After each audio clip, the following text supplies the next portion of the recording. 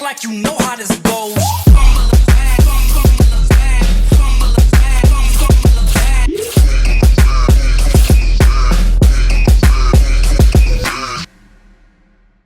From a young radio hopeful chasing a dream with a student loan to one of South Africa's most recognizable broadcasters, DJ Sabby's journey is a masterclass in consistency, reinvention, and playing the long game. After building his name across some of the country's biggest radio brands, he's turned his voice into a business, expanding into television, events, brand partnerships, and entrepreneurship. So in this episode, we explore the financial decisions, the risks, and the lessons that shaped his journey, and what it really takes to build long-lasting wealth. DJ Sabby's story is one of growth, resilience, and creating value beyond the spotlight. So, DJ Sabby, welcome to Beyond the Bag. Yeah! How you doing? Tinsang. What is it, King? Keep on ass. Umonati. Have you had a good morning? The best morning. Of course. I'm so glad you followed that cue nicely. These are broadcasters here.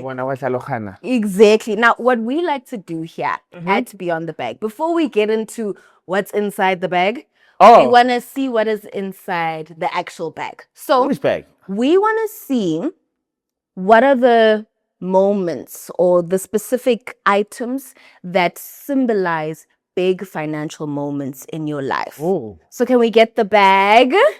We want to see what is inside DJ Sabby's bag. Uphetheni bhuti. So tell us what you brought. So, I'll take that. thank you so much. It's orange juice, by the way. So yeah, like you guys said, I must bring some stuff. And, you know, it's all if you told me earlier. So cool. So because when I got to Johannesburg, right, Josh hostel. So for me, shelter has always just been a big thing for me. Also growing up in Jondolo, growing up, I've just always known that when I start making money, the first thing I'm going to do is buy a house. So I bought house keys. This is my house keys. This is a remote to my gate. You remote the gate. Yeah, remote to your gate. Ivulan, EP gate. It's in address. Address. It's a very prime property in Bryanston. So that's where I reside. Bryanston is where you reside. Something like that. You know what I mean? So. And the other house? The other one is actually a rental unit. Investment property. Investment property. That was one unit I bought when my son landed. And I've always told myself, like, with all my kids when they're born, buy properties, and eventually those will be places they'll move into when they move out of my house.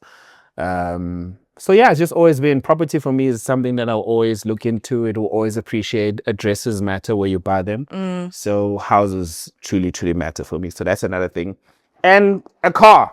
Okay, it's key. Yeah. So this is just a young M4. German. German. Hey, be my wife. Yeah, you know what I mean? Those are the two things I bought. And timepieces. So this is one of my favorite pieces. I love watches. I've bought watches in various parts of the world.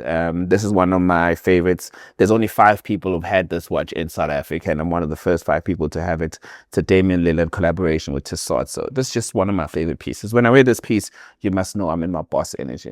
Oh, we received the boss energy on Beyond the Bag. Okay, Sabby, well, thank you for sharing those 3 items with us. Can I fly this off? Oh, I can hold it. It's orange juice, literally. Really? Yeah. Why does it have bubbles in it? No, I swear on my mama. If I swear on my kids and my mama, you know that it's real. Why did you have to make it so deep? Because I've grown and my relationship with alcohol has reached a level where I can go for a very long time without alcohol. Not every day needs to be an occasion. Uvusmuzi, I have it tattooed on my skin. Uvusmuzi Sipomjad. Yeah. So who is Babusi's son? Bavusi is Sabelo. Sabelo Spusiso is Uvuyisile. That is me. Was the keeper. But I'm using that specifically because I want to know the kid that ended up becoming Sabby. Yeah. So we spoke about the student loan, but what was the journey to get there? What was home life like? Give me a little taste, Nyana, because I know you were moving around. Were you you weren't living with your mother for a certain time, right? So So when I was born, 1990 was the year. I landed in April. It was 6 o'clock on a Wednesday. There's specifics. My mom used to tell me all these details. So my mom always had this thing every year on my birthday. She would call me and she would take me through how she felt on the day leading to the hours I was born. So at 12 o'clock, like she'd wake me up in the morning and say, it's not your birthday yet, but it's coming. You know, the hours is coming. And then she'll call me at around 12 and say, oh, am I paying? Your head was starting to, yeah, well. And then she'll call me around 4 o'clock. It's like, this is when your dad took me to the hospital. 5, he's like, your big head wanted to leave my body.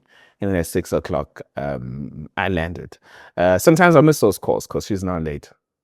But yes, I was born at eThekwini and stayed at Ladysmith in Mafletini. That's where my dad used to work.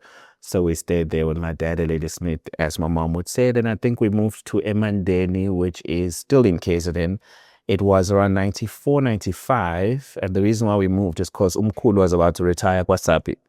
So he was going to leave the home that he had bought Emandeni and he needed someone to take care of the house. So my dad, being the eldest son, that was his responsibility. So he left the Ladysmith to come stay in Mandeni to take care of the house. So we moved to Mandeni. And Mandeni became part of my life. Obviously, I was born and bred in Mandeni in a way because I spent most of my life there. So that was my childhood. Mandeni, small township, famous for not some of the greatest stuff outside of having one of the biggest paper mills in the country. Sapi is there, not far away from Wastebe, which has some of the biggest factories that produce so some key products for the country. Whirlpool is there, Lee Cooper Jeans was there. Some of the biggest factories, you know, when you look at the history of Wastebe, played a very solid backbone in the country. And those are some of the places, you know, I still feel like government could invest in to bring some of these production spaces back in the country instead of having them made in China. Our spending habits are 1,000% affected by our backgrounds. I mean, you either grow up in a household where they talk about money or they don't talk about money at all, or you know about money in the context of arguments, right? So those things are constantly lingering in our brains. But also, a lot of South Africans grow up with scarcity. And so, you know, there's two options. You're either going to become the really frugal person or someone who overspends, right? And I think what's important is to figure out what your relationship is with money. Why do I spend money in the way that I do? And then that's how you solve it. You don't want to be too frugal, right? Otherwise, why are you working? But also, you don't want to overspend. When you're overspending, you don't have savings, investments, and those are all things that we need. So to fix the root issue, I think it's extremely important to figure out what exactly is your relationship with money, and then take it from there. I think everything is solvable. You just need to figure out what that issue is. I want to go back to because I mean, the dream was fulfilled. Now we hear you on radio, on one of the most popular radio shows in the morning. Oh, sorry. The biggest in the country, right? In Africa. So you're waking up in the morning, and this is something that you were doing as an 8-year-old, waking up at 3 a.m., 4 a.m. Yes. Waking up in the morning, but that wasn't by choice. So my mom and dad broke up in 1997. Wow, I still remember. 1997, my mom stayed somewhere else and my dad's house was dead. My dad stayed Olundi. So I had to stay at the house, and then every now and then I walk to my mom's place as early in the morning as 3:30, 4 o'clock in the morning, just so I can get ready. So I've always been a kid that just woke up early in the morning. So I guess I was used to it. But if you told me a few years ago that I would be doing breakfast at Metro, I'd say you're lying. Definitely, because that walk itself wasn't just a light walk to Umama over there. It was about 30, 45 minutes, right? It was a long walk for a kid that's like 8, That's 9 years old. she was just priming you for resilience. But I'm from a background where I sometimes feel like I've just been working hard all my life. Okay. I had moments of being a kid, but my relationship with sleep has just never been the greatest. You know, like I've just always been a person that's working, always moving, always thinking about tomorrow, weird enough, you know. The early destiny helpers, who were the people that made it possible for you to go to school, to come to Johannesburg? My mom played an instrumental role. I would say my mom was a key. My mom was like my heart, my blood. The veins and all things that make me function, connecting all the dots. She believed in me more than the world believed in me, more than I think I believed in myself. I don't think there's any idea I've ever told my mom that she thought was impossible. And I think that's one thing I took from her as being a parent, is that as much as, for example, my son plays all codes of sports, I can tell which codes of sports he's probably not great at, but I'll never tell him he's not great at it. Allow him to believe, and eventually he'll find himself. And I took that from my mom. So my aunt also connected me to my uncle Upravusi. That's how way I was able to reside with him at Church Walker in Madale Hostela.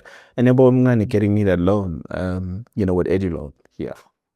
Now, when you first start getting money, right? Because I think you were in Cape Town at the time. Yeah. What was the first big financial investment you made in yourself? Let me see. When did I start getting money? Okay, I started making money was Gombe when I was pulling trolleys. And then when I came to Johannesburg, I would say the first consistent check I got was an internship. And we took the internship because it was going to make me be able to pay rent to Johannesburg. I had no idea what an internship was. 2008, I come to Johannesburg to study radio. We do radio production. We become the top students at the end of the year. Doc Fick, who's our lecturer, says, I think I need people who are going to support me with a new group of students that are going to come in.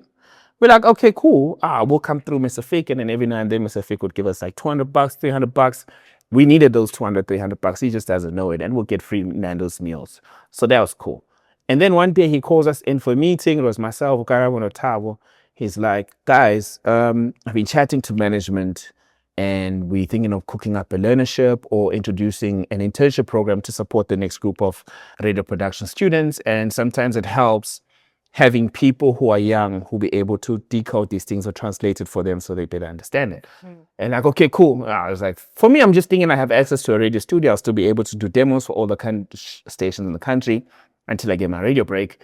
And then he says, Ish, we don't have much, but we're going to pay you guys 3.5. In my head, I'm like, 3.5? This is in 2009. Okay. 3,500 Rand. Rent is like 500 Rand because I'm sharing with Eric. Rent is like 1,000 something, excluding electricity, what. It was not the greatest of buildings, but 500 Rand from 3,500. I'm still left with 3,000. From this 3,000 Rand, send like my 500 Rand to my mom, I'm left with 2.5. But I wanna dig a little bit deeper because you mentioned a salary that you were getting or people investing in you. Yes. I want to know Sabby investing in himself. The check where you're not going to go buy something on expenses, right? You're spending money, reinvesting back into Usabi. Is it his craft? Is it his personal life? That's the investment, the first one. For me, I've always believed, because I've always wanted to be entertainment, presentation is everything. And my mom told me how you look, you should never look like your problems. That's the 3 a.m. mornings getting ready at your house. People don't need to know Usizi Lako. So when I started making money, I remember going to Mr. Price in downtown Johannesburg. I shut it down. I swear it. I shut it down. We left at Mr. Price with bags on bags on bags. And that was me reinvesting in my presentation. Second check, I pierced my ears. And that was just me working on me. And working on the kind of person I want people to see me as and know me as, never look like your problems. And to this day, I live by that.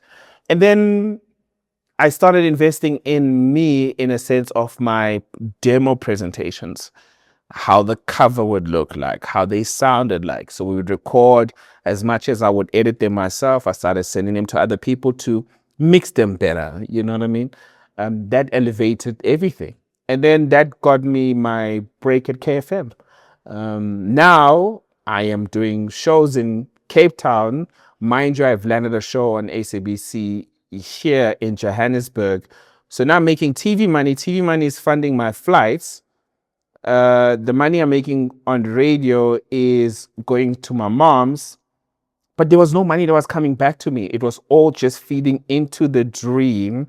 I was paying rent in Johannesburg, even though I wasn't there. I was there Monday to Friday, but that was just my life. So at no point in that time, I had money I wasn't even saving much because I didn't have much to save. I want to get on radio. I've got my break in Cape Town. Joburg is now going to give me a chance on commercial radio because I've got my break on a commercial station in Cape Town. Reached the point I realized Cape Town was just too slow for me. I missed him. I wanted the busyness to Johannesburg. So I asked for a transfer, and that's how I got to Hi-Fi Stereo, which is now 947. And you were making about 20,000 Rand back then.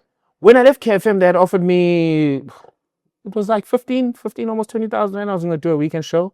I was making like, 800 Rand a show, 800 Rand an hour. But all that money was going on to my flights. You know, I was literally flying. So think about this. I'm doing my internship Monday to Friday in Johannesburg, take a flight to Cape Town on Friday to do my radio show in the morning, 12 to 3, fly back up to Johannesburg to shoot Boni Sanani in Sasani Studios. Straight from that, fly back to Cape Town to shoot and then come back. So I'm taking like 4 or 5 flights every single weekend. All of that is coming straight from my pocket.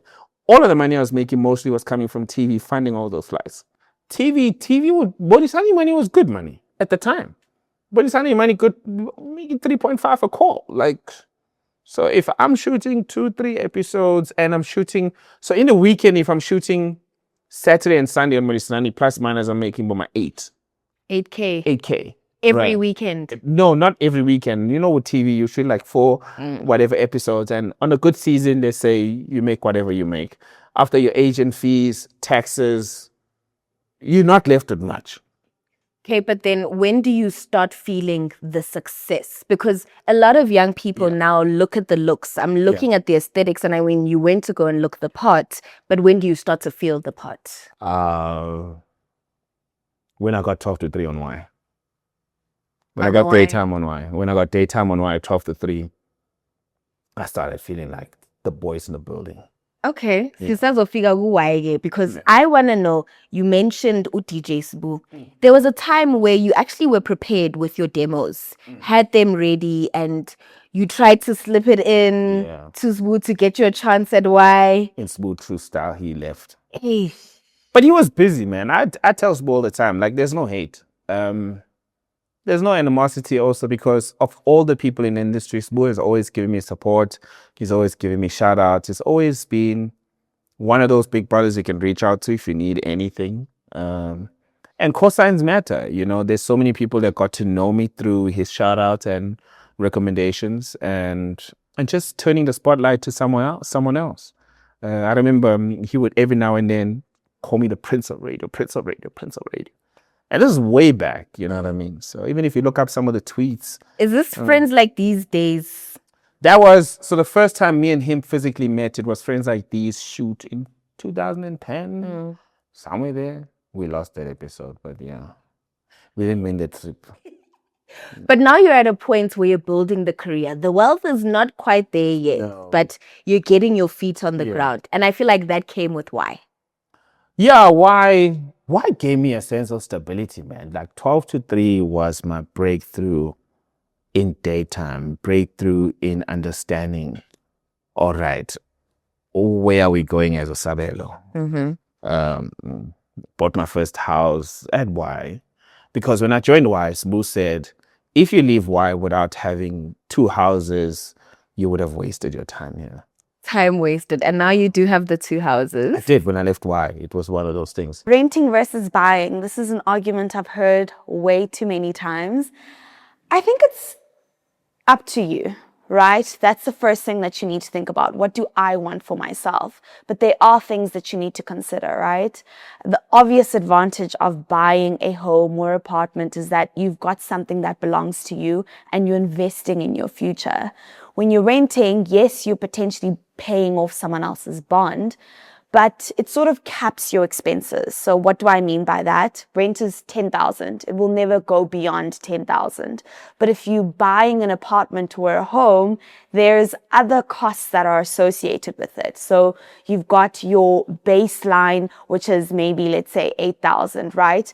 but then you're exposed to interest rate swings. So it could go up to 9,000, 8.5, 10,000, who knows in the economy that we live in.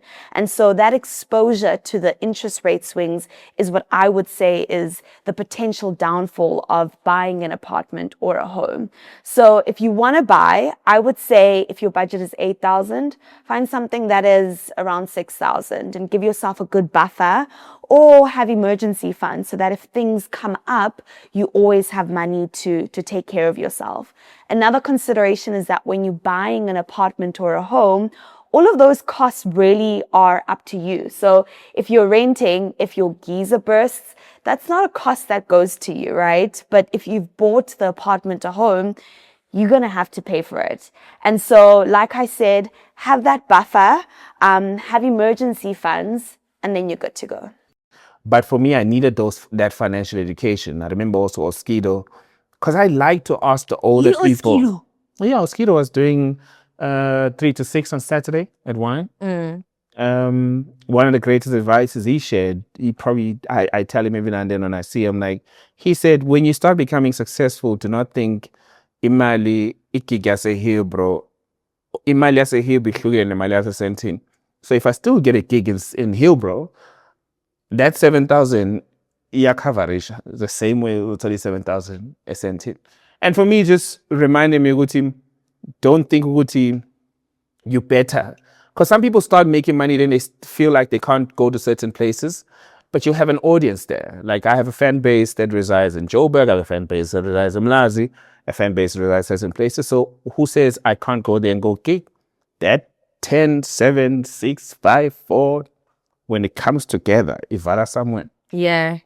You also seem like you were really intentional with your radio journey, even though like perhaps it's different points in the journey we lose track, right? But you said, I'm going to be here for 10 years when you got there. And you were there for 10 years. Yes. You built the brand. I think you solidified yourself as an authority as well in broadcasting. But I want to know, applying the advices, give me practical moments that really contributed to your journey. Because you also spoke about there was a lady who would listen to you on radio, called you after she had found out that she was HIV positive, and that just changed. So there's moments like this where I can hear, Wutsinje, you were getting advice, you had good people speaking into your life. What are the other practical applications? It's knowing why you're doing what you're doing. For me, radio was never about this money. Yeah. It was about the passion. Like, there's a part of me that comes alive. There's a part of me that's excited when I'm doing it. And later on, when you get onto something, you discover other opportunities that it exposes you to. Like even how I got onto TV, a friend of mine, Utabo, joked about it and said, yeah, Donayam, you don't look bad on camera. You should try this TV thing. But because I'm a person who never wants to put themselves in positions where I embarrass myself, I don't mind starting at the bottom and learning. So how I entered in the TV space, I signed up with Zero to Hero and I wanted to be an extra. So Zero to Hero, an agency. Okay. Yeah. So I signed up with Zero to Hero and I was an extra on so many productions because I wanted to learn the space. I wanted to be an extra and see, okay, they call this that. Oh, okay, cool. They call this that. And study the space, get yourself familiar with the space, that when you take up your space, you've seen and you've observed. And I feel like that's what most people tend to not do. Put yourself in a position where you get to observe people live the dream you want to live. And that's what being an extra taught me, is that I was watching these people, you know, doing their things, doing all these TV shows. The guys were clapping at the back and watching the guys do the links. By the time I got my chance and I did my auditions, I knew how to behave and be in those spaces. Don't call it a TV, it's a monitor. What do they mean when they say MCU? All these terminologies. By the time you get to practice, you practice like a professional. Yeah. So that played a big role with the TV side. And then I was exposed to voiceovers, you know. Those are some of the things you do not know of if you're from the outside. But once you get your feet into the space, then you start realizing the other opportunities that exist. And I could tap back into me playing music for the people, being a DJ. At some point, the DJing thing took off, my radio suffered, then I stopped playing. And I focused on the radio because for me, the radio is at the center of it all. And that came with an expense because when you're not gigging, you're not making money, rent becomes expensive. I remember when I moved to Highfell Stereo, I was making 300 Rand a show. When you're making 300 Rand a show, you can't pay rent. Sometimes you don't get calls to come stand in. Now you don't have funds to make ends meet. So you push, you know what I mean? You start a clothing label. You come up with solutions. But for me, I'd never put myself in a situation where I explored a plan B that could overtake my plan A, which is radio. Sacrifices that you had to make financially. I missed so many on my mom's birthday, spent so many years not going back home. There's times where I feel I could have left the city and just go spend time more with my mom's. There's some money that I could have just probably sent back to her instead of buying dumb stuff. But you had to go through that. You know what I mean? What else? But sacrifices come with it. I've sacrificed so much sleep to make the dream work. Also in this industry, out of sight, out of mind. You know what I mean? So And it's that one of out those. of sight, out of mind thing, though, doesn't it mean that you have to sometimes take the small pay just Wutinje? Yeah. You can have, that's a financial sacrifice. But it's an investment. You think so? It's an investment. There's so many gigs I've got and so many meetings that have come out of being at the right space at the right time and meeting a person you probably wouldn't meet ordinarily. Tell me how a conversion like that happened. Like, I want to see, because we have so much of your career to be able to look at. I'm not going to go far. Like now, yesterday, Okay. watching soccer. Yeah. Watching soccer, vibes. One of the homies introduced me to another homie. We chat. The homie tells me some of the problems that they have to get to where the brand is trying to go. I'm like, oh, why don't you just dial 123? He's like, Mfana, here's my number. Let's talk. And we spoke today. We're probably going to meet next week. By the time it gets to the boardroom, we've already spoken figures because this is how much I charge. See if you can afford that. And then we move. Because we're in an industry where jobs are not advertised. You know, I'm in a solutions business. I always say I provide solutions. Yeah. The radio guy, I'm the solutions guy. How's the weather looking like? Which song will make you feel better? What's the problem in the world? How can you navigate the problem? How can you save? How can you invest? Where should you take the kids on holiday? Which routes to avoid? I am the first stop for you in the morning. So I'm the solutions guy. So with all brands, for me to come up with the solutions to help you with your problem, you pay me for my time. You know, I come up with solutions. I give you a spiritual advice and I give you the spiritual alignment because it's a solution to a problem. Sometimes you just need someone to tell you how you need to maneuver in a certain way because I work in a human attention economy. That's what I sell. How do you get attention? How do you monetize attention? And how do you make that attention benefit you as a brand? I said, babe, man. I'm a hustler. Where did you acquire that skill? Because that you're talking about networking and what that whole value chain is. How did you pick that up?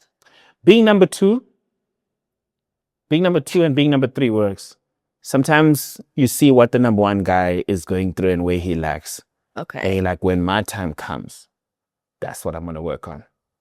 Who were you number two to? No, just looking at other guys in the game, how they're moving, what they're doing. Sometimes people get so big that they think they're bigger than the people. Mm-hmm. For me, that's one thing I told myself. I'll never put myself in a position where my audience or someone who supports me will meet me and say, yo, Sabby treated me 1, 2, 3. No. And it's not like it's a priority but it's because in Kuleng Ubuntu.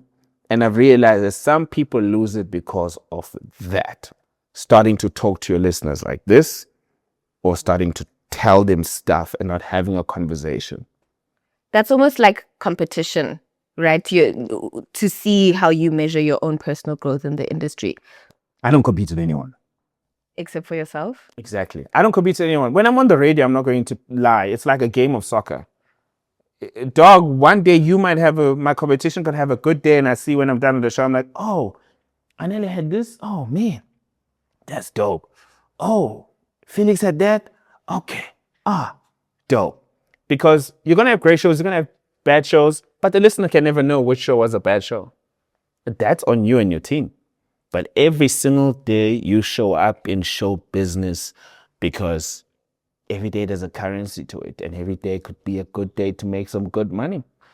Yeah. And also when I go on the air, I have this thing that there's someone who's hearing me for the first time, and I'm putting my business card forward.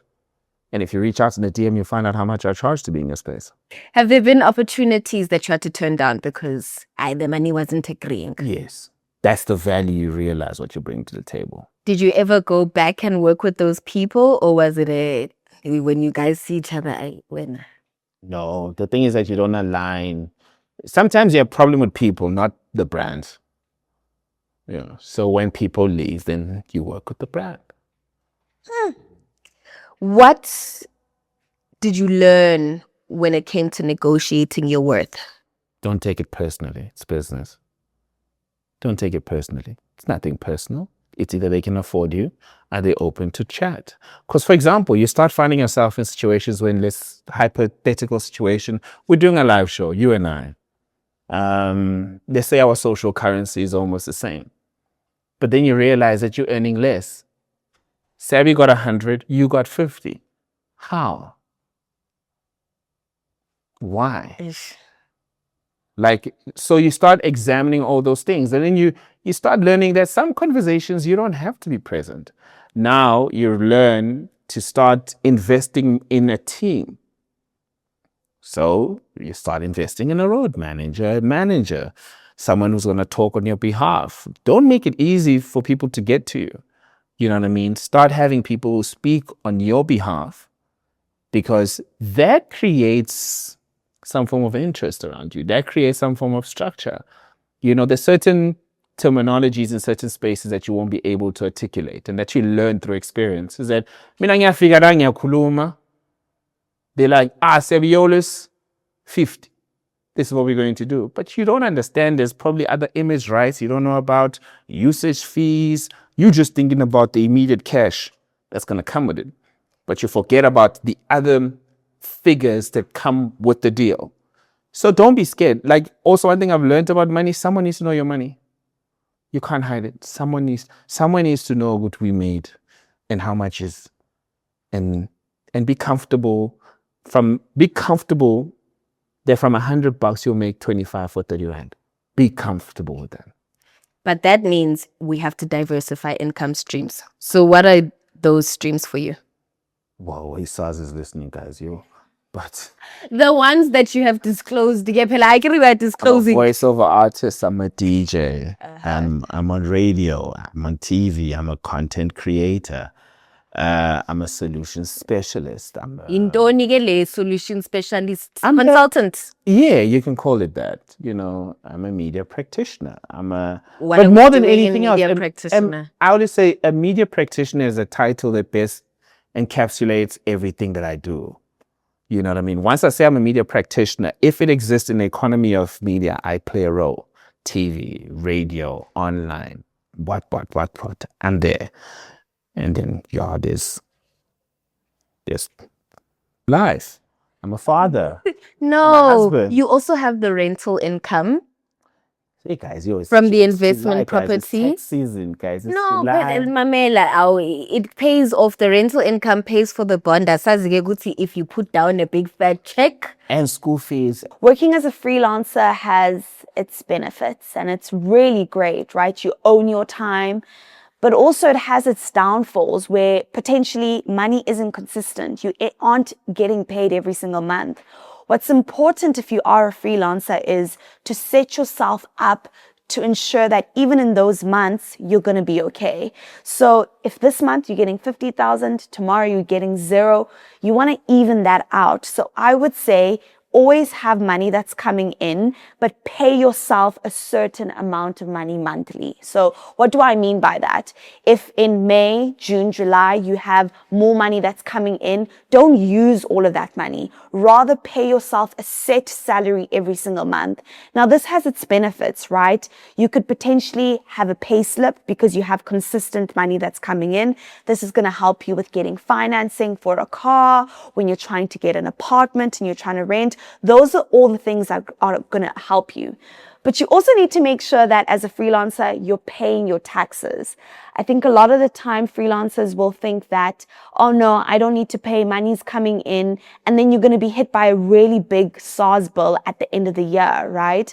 So you need to ensure that you're putting money aside, 25% of that money that's coming in, put it aside, and so that when the tax season comes and it's time to pay, you've got the money to pay. Here's what I want to know, because you seem like you are switched on with even the planning the future for your kids. Yes. So what is that setup that you have? Because, I mean, we hear people talk about, you know, kids having trusts and all of that. What setup do you have for your kids? Oh, that's the big end goal for my kids. I said this to my wife one day, is that when my boy, for example, my daughter matriculates, I love to give him a handsome check to say, son, go find yourself. Mm-hmm. Like this thing that you're showing interest in, let's invest in it. Do you want to come work with dad? Do you want dad? Like me, I'm not going to lie, guys. I'm not working hard to this level so my kids can suffer and have a come up story similar to me. No. So do you have a stocks account set up for them, savings account, practical? We're working on it. So I can say in my 20s, it was more of accumulation of working on Sabby's currency, and now it's setting up things for my kids, your endowments, your future plans, your life covers, all that kind of stuff is set up. But remember that every single year, certain things can go up. Every 5 years, certain things you can elevate. So wherever the financial muscle allows you to elevate, you elevate. But now I'm at a point now, because I'm also closer to 40. You know what I mean? Well, aren't you in your early 30s? Thank you so much. Didn't you just turn 30? 36 now. Isn't that crazy?